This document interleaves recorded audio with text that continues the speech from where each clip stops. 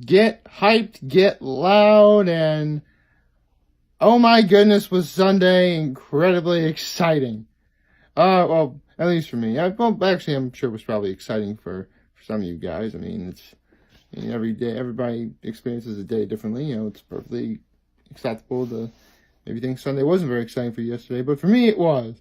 And so, I'm just feeling all giddy inside. Yes, this is probably the first time in 520 plus videos that I've actually said giddy. And I've done it twice, so you know how important it is. Good morning, happy Monday, everybody. So, yes, a lot of stuff happened yesterday, First things first, I gotta talk about the NBA Finals game too. Golden State's back. They now tied the series, 1-1. So, that's really cool. Honestly, again, I don't really follow basketball as much as I should. And I really have been trying to, be a little more involved in other sports, basketball, baseball, hockey, even some sports that unfortunately are simply deemed, not as seen much in the public eye, like soccer or lacrosse. But, I've been trying. And so, for the finals, I mean, it's kind of really hard to make a pick for who's going to win the finals because it's a series of potentially 7 games. And to pick a winner between two teams, more than once can get a little bit tiresome. Because it's only one of two options. So I'm either going to be right or I'm going to be wrong. Plus, if something, but then again, something could happen to, one of the players on Golden State or Toronto, and that's really not going to, and that could ultimately affect the decision I make anyway. So instead of doing picks for each individual game, I think I'm just going to pick a winner of the series overall. And looking hard at it, and after seeing these first 2 games, I think I'm going to give it to Golden State. I mean, I think they deserve a three-peat. Kevin Durant and Steph Curry are on fire. And plus, okay, you guys know I watch Undisputed, right? Well, believe it or not, one of Skip Bayless's favorite sports teams is the San Antonio Spurs. Now, what do the Spurs have anything to do with what's going on? Well, there is a certain guy who plays on Toronto. It's Kawhi, who used to play for the Spurs. And just like in Toronto, he was absolutely phenomenal when he played for the Spurs. The problem is, much like in the same way as the Cowboys back when we had Tony Romo, he would completely choke and, play not very good when it came to, crunch time, toward the end of the year. Which honestly really bothered Skip Bayless a lot, but the only thing that could be worse is exactly what's going on right now. Not only is Kawhi playing incredible, but Toronto actually has a solid chance of winning. Now, can you imagine how bad it would be that if a player you liked and respected, yet didn't do well while playing for you, immediately went somewhere else and, for lack of a better analogy, finished the job? I'd be very, very upset by that. That'd be like saying if Russell Wilson of the Seattle Seahawks was as good as he was, but he could never quite, do very well in the playoffs, and then he goes somewhere else, and then he wins 2 or 3 Super Bowls. Actually, come to think of it, I think John Elway did something similar to that. So, yeah, it's pretty bad. So, you know what? For Skip Bayless, I think I'm going to pick Golden State. Plus, Skip Bayless thinks Kevin Durant is the best player. Excuse me. Plus, Skip Bayless thinks that Kevin Durant's the best player in the NBA, and I gotta believe that. Although, I think Steph Curry should get, Finals MVP. I hope he does. Steph Curry is still really young, and he's gonna be playing for a little while longer. But if he won a Finals MVP, I think that would, put his, career at, the pinnacle of, being all-time great. I mean, he has the potential of being an all-time great now, but,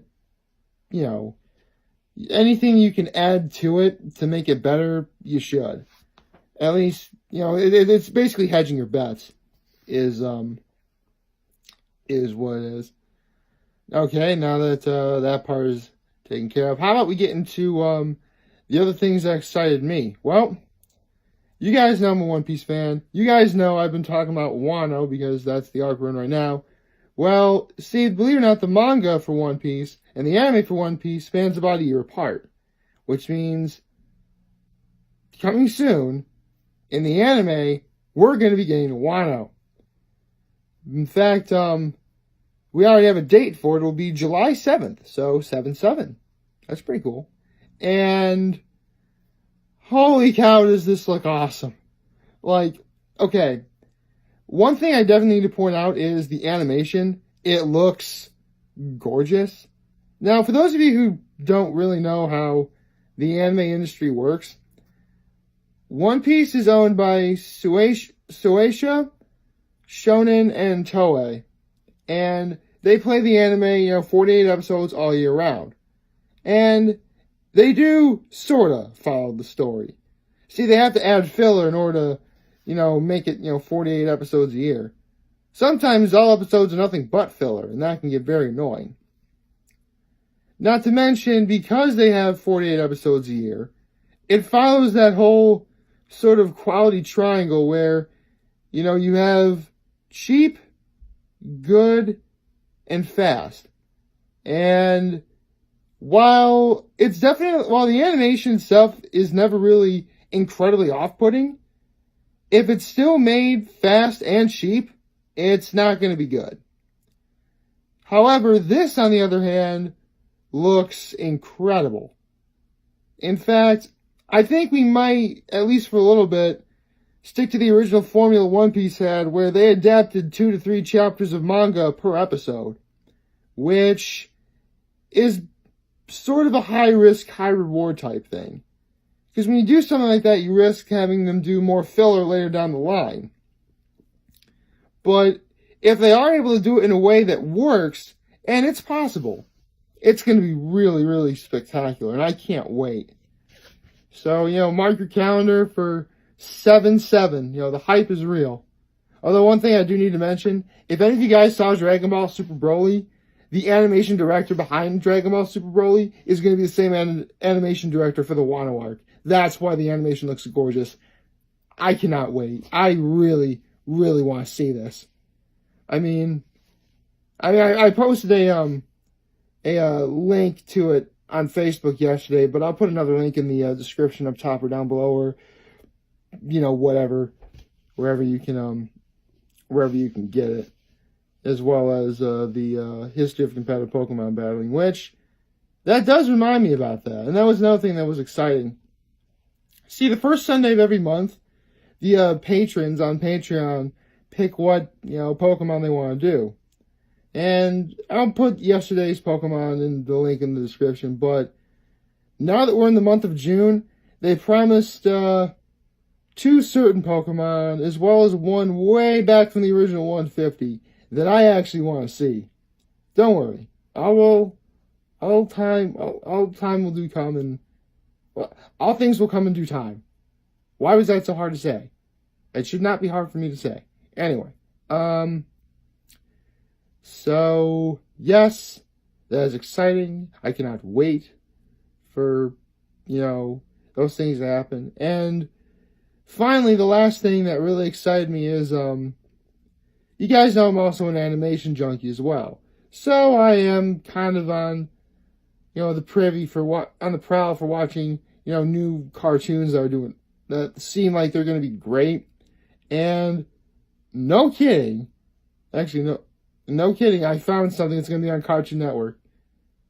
Although if I tell you guys the name of the show, you're never going to believe it.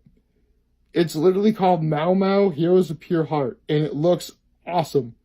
Imagine if, Vegeta from Dragon Ball Z was, a sheriff, and he was, a black cat with green eyes. It is awesome, and funny. Very funny.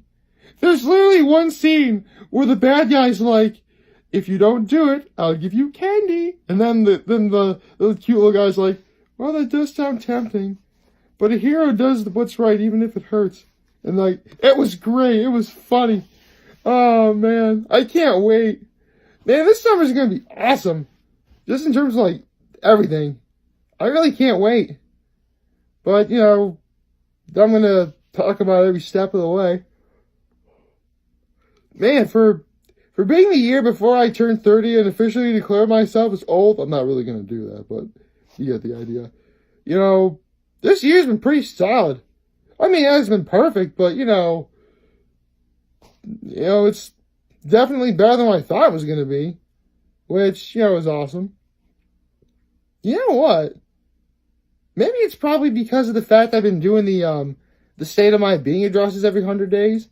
I've actually sort of been more aware of, like, what's going on. In fact, honestly, the only thing I haven't done in terms of, you know, those videos is, and to be honest, I didn't do it last time because I didn't think I'd have to, but looking back on it, maybe I should.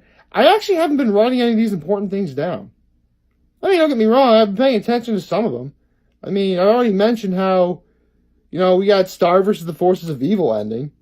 And by extension, Game of Thrones later. I mean, again, I don't watch Game of Thrones, but, you know, I know a lot of people do. And the fact that the series ended, whether it was good or bad, you know, is still pretty impactful and pretty important. So, yeah, that's pretty cool. And, you know, I've seen some good movies so far. I mean, I saw Booksmart, saw, you know, Rocket Man, which, okay, I'm just saying this again right now for those of you who didn't see the movies. Okay, I'll put it to you like this. I'm trying to think about how to say this. When I saw Avengers Endgame, that movie was a veritable treasure trove of great performances. Okay? However, when it comes to individual performances in a movie, Taron Egerton playing Elton John's been the best performance I've seen this year so far. In fact, I genuinely believe that come award season, he's going to be getting an Oscar nod. I really think he will. I mean, unfortunately, the problem with what I just said was it's still far too early to really make any prediction like that. And plus, between now and when it actually is award season, the Academy does seem to forget these things. So, it is possible I could very well be wrong. However, I would like to point out that back in 2014, we had a great movie called The Grand Budapest Hotel, which came out in February, and it was nominated for Best Picture a year later. You know, for that Oscar season. So, it is possible. So, fingers crossed. Actually, come to think of it, February of 2014 was pretty good for movies. We had The Grand Budapest Hotel, and we had Jason Bateman's directorial debut of Bad Words. That was an awesome movie. That's actually the kind of movie that, well, obviously, as the name suggests, you know, it's going to be R-rated, so I can't really, you know, talk about that without giving away spoilers or talking about inappropriate stuff I shouldn't say on camera. So, just take my word, Bad Words, good movie. That should be the takeaway from that. So, there you go. And, yeah, that's about it. Not really much else to, talk about or discuss, you know. Honestly, it's the sun, you know, it's clear blue sky, nice and sunny, you know, perfect way to start a Monday, even though most people don't really like Mondays. But, you know, I try and look at everything half full, and I'm certainly going to do that today. And I think you guys should too. So, like, favorite, share, hit that subscribe button. Follow me on social media platforms. I'm humbled that I made this video for all of you guys to watch and enjoy today. I'm hoping that we all have a wonderful Monday. And remember, if any of you guys ever want to talk or chat, I'm always going to be here to lend an ear. And I'll always have your back. Take care. And, of course, make good choices.